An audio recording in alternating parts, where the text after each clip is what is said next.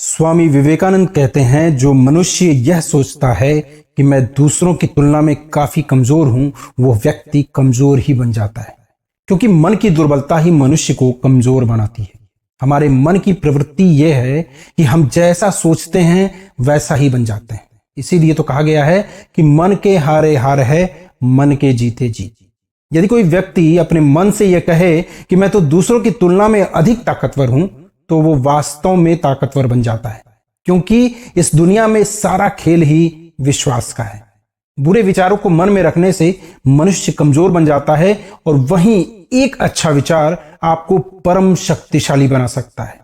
स्वामी विवेकानंद कहते हैं कि आपको अपने अंदर के तूफान पर काबू पाना है, न कि बाहरी संसार में शांति ढूंढना है। सब कुछ आपके अंदर ही मौजूद है। इसलिए मैं कहता हूं कि इस अनंत ब्रह्मांड की सारी शक्तियां आपके अंदर ही छुपी हुई हैं। सारा प्रकाश, सारा ज्ञान आपके अंदर ही है, और हम लोग अपने आंखों पर हाथ रखकर कहते हैं कि संसार में कितना अंधकार है। नमस्कार दोस्तों, स्वागत है आपका द सीकर्स हार्बर पर। आज इस वीडियो में हम जानेंगे कि आखिर पावर ऑफ माइंड होता क्या है। स्वामी विवेकानंद कहते हैं कि मन की शक्ति ऐसी शक्ति है जिसको जानकर हम किसी भी क्षेत्र में सफलता के सर्वोच्च शिखर पर पहुंच सकते हैं। स्वामी जी अपनी एक किताब कर्मयोग में लिखते हैं कि विचारों में ऐसी ताकत होती है कि पहाड़ों का सीना चीरकर उसका सिंहासन बनाया जा सकता है। मैं आपको इस बात का एक सच्चा उदाहरण देता हूं। आप में से लगभग सबने माउंटेन मैन दशरथ माझी का नाम तो सुना ही होगा, जो बिहार के गया जिले के गहलोर गांव के रहने वाले थे। उन्होंने एक पूरे पहाड़ को सिर्फ छेनी और हथौड़ी से काटकर पहाड़ के बीच में से एक बहुत चौड़ा रास्ता बना दिया। अगर आप कभी बिहार घूमने जाएं तो एक बार इस रास्ते को जरूर देखिएगा, क्योंकि तब आपको पता चलेगा कि हमारे विचारों में कितनी ताकत होती है। स्वामी जी कहते हैं कि मन दो प्रकार के होते हैं, चेतन मन और अवचेतन मन। चेतन मन वह मन है जिससे हम जागरूक होकर सोचते हैं, वहीं अवचेतन मन वह मन है जिससे हम अनजाने में सोचते हैं। चेतना द्वारा ही हमारे विचार और कार्य नियंत्रित होते हैं, लेकिन अवचेतन मन हमारे जीवन पर बहुत अधिक प्रभाव डालता है। जब हम अपने चेतन मन से लगातार सकारात्मक विचार सोचते हैं तो उस विचार को हमारा अवचेतन मन ग्रहण कर लेता है, और फिर अवचेतन मन उन विचारों को वास्तविकता यानी रियलिटी में बदलने लगता है। अगर हम ये लगातार सोचेंगे कि हम जीवन में सफल हो सकते हैं, तो अवचेतन मन सफल होने के लिए आवश्यक कार्य करने के लिए हमें प्रेरित करने लगेगा। इसीलिए स्वामी विवेकानंद कहते हैं कि अपने दिमाग की गहराई को पहचानने का प्रयास करो, और इसके लिए सबसे अच्छा साधन होगा ध्यान यानी मेडिटेशन, क्योंकि ध्यान ही वह प्रक्रिया है जिसके द्वारा हम अपने आप को जान सकते हैं। मैं कौन हूं, मेरे शरीर का इस धरती पर होने का क्या उद्देश्य है, ये जान सकते हैं। हाँ, एक बात का विशेष ध्यान देना है कि ध्यान की प्रक्रिया आपको सीखनी पड़ेगी। इसके लिए किसी गुरु का सहारा अत्यंत आवश्यक है। स्वामी विवेकानंद कहते हैं कि जो व्यक्ति अपने जीवन से निराश हो गए हैं, उन्हें अपने आप को अंदर से खोजना है। एक यात्रा करनी होगी, खोजना होगा उस हिस्से को जो अभी भी आपके अंदर पहले की तरह ही जीवित है, उत्साहित है, ऊर्जावान है। आपके जीवन में कितनी ही कठिनाइयां क्यों ना आ जाएं, बस आपको अपने अंतर्मन से कहना है कि सब ठीक है, all is well. Swami ji कहते हैं कि जब आप ऐसा करेंगे तो आपकी सारी कठिनाइयां अपने आप ही धीरे धीरे दूर हो जाएंगी। जो इंसान आज के समय में हार मान चुका है, बिल्कुल निराश है, पूरी तरह से उम्मीद खो चुका है, उसे अपने मन से कहना पड़ेगा कि देख लेना, मैं खुश होकर जीऊंगा, जो होगा देख लूंगा, मुझे इस दुनिया से कोई फर्क नहीं पड़ता। स्वामी जी कहते हैं कि आप लोगों ने अंतर्मन की आवाज को अपने अंदर कहीं खो दिया है। उस अंतर्मन की आवाज आप तक नहीं पहुंच पा रही है। कभी कभी वो मन जागृत हो जाता है और कुछ क्षणों के लिए आप आनंदित महसूस करते हो, लेकिन जैसे ही उस अंतर्मन को पहचानने में आप भूल करते हैं, वैसे ही फिर से आपके मन में अवसाद और दुख घर कर जाते हैं।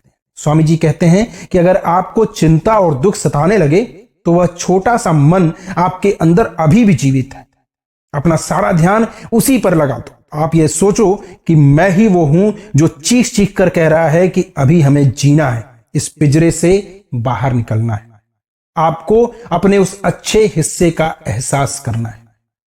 स्वामी विवेकानंद कहते हैं, दोस्तों ये सिर्फ एक नींद है, इस नींद से जागो, अपने अंदर की ऊर्जा को जगाओ। सुबह का समय बहुत कठिन होगा, आप कहेंगे क्यों जगूं, क्यों उठूं, क्या रखा है इस जीवन में, सब कुछ तो खराब है, इस जीवन में किसी भी चीज की खुशी नहीं मिल रही है, तो क्या फायदा है ऐसा जीवन जीकर, सब जगह अंधेरा ही नजर आ रहा है। लेकिन आपको ऐसा नहीं सोचना है। ऐसा सोचने से पहले आप उस छोटी सी अंतर्मन की आवाज को सुन लेना जो तुमसे हमेशा कह रही है, मैं तुमको टूटने नहीं दूंगा। इसलिए मैं कहता हूं कि उठो, जागो और तब तक मत रुको जब तक कि लक्ष्य की प्राप्ति ना हो जाए। दोस्तों, अगर आपकी मानसिक स्थिति नेगेटिव हो गई है, आप डिप्रेस्ड हो, परेशान हो, स्ट्रेस में हो, तो जो विचार आपको परेशान कर रहा है, आपको अपने इस विचार पर ध्यान नहीं देना है। इससे बचने के लिए आप अपने मनपसंद का कोई भी काम करते रहिए। अपने इस मन को कुछ भी नेगेटिव सोचने का कोई समय ही नहीं देना है। स्वामी जी कहते हैं, हर इंसान पॉजिटिव होता है, वो दुनिया को अच्छी नजर से ही देखता है, लेकिन जैसे ही मन में पुरानी स्मृतियां, मेमोरीज वापस आ जाती हैं, तो वो फिर से नेगेटिव हो जाता है। स्वामी जी कहते हैं, आप जिस भी ईश्वर, अल्लाह, भगवान को मानते हैं, उनका पाठ, उनका ध्यान आपको करना ही होगा, क्योंकि मन की शांति के लिए यह सबसे उत्तम उपाय है। आपको प्रकृति से प्रेम करना ही पड़ेगा, क्योंकि नेचर ही ईश्वर का स्वरूप है। शांत मन से प्रकृति को देखना है और उससे कहना है कि अपने इस बालक को इतना दुख क्यों दे रही हो, मुझे इस दुख से निकलने का कोई मार्ग दिखाओ। एक उदाहरण के तौर पर समझाता हूं।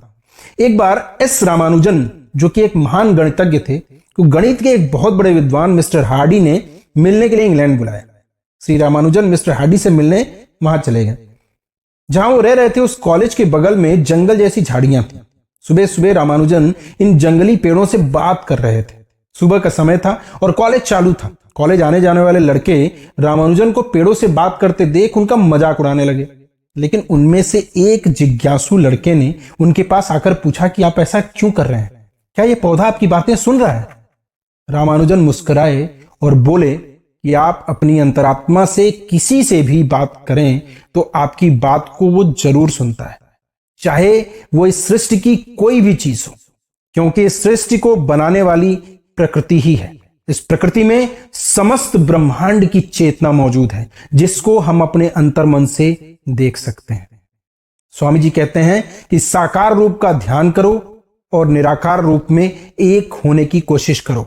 मस्त होकर ईश्वर से बोल दो कि अब आप पर सब कुछ सौंप दिया है, इस जीवन में जो कुछ भी है आपका ही है और आप ही का रहेगा, आप देख लेना। मैं फिलहाल के लिए मुक्त हूं, आपकी उंगली पकड़कर ही चलता रहूंगा। मेरा आपके सिवा कोई नहीं है इस दुनिया में, कोई अपना नहीं है, सिर्फ आप अपने हो। मैं आपकी गोद में चैन से सोने जा रहा हूं। अच्छे नजारों को सोचो जो तुम्हें पसंद है।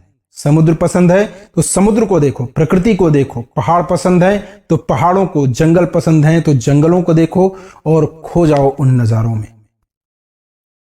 दोस्तों, अगर ये वीडियो आपको पसंद आया हो तो इसे लाइक करें, अपने दोस्तों के साथ शेयर करें और हमें कमेंट्स में जरूर बताएं कि इस वीडियो का कौन सा पार्ट आपको सबसे ज्यादा प्रेरणादायक लगा।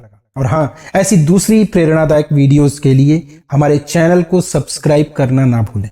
याद रखें, हर छोटा कदम एक बड़ा बदलाव लाता है। तो मिलते हैं अगली वीडियो में, तब तक के लिए खुश रहिए, स्वस्थ रहिए और आगे बढ़ते रहिए।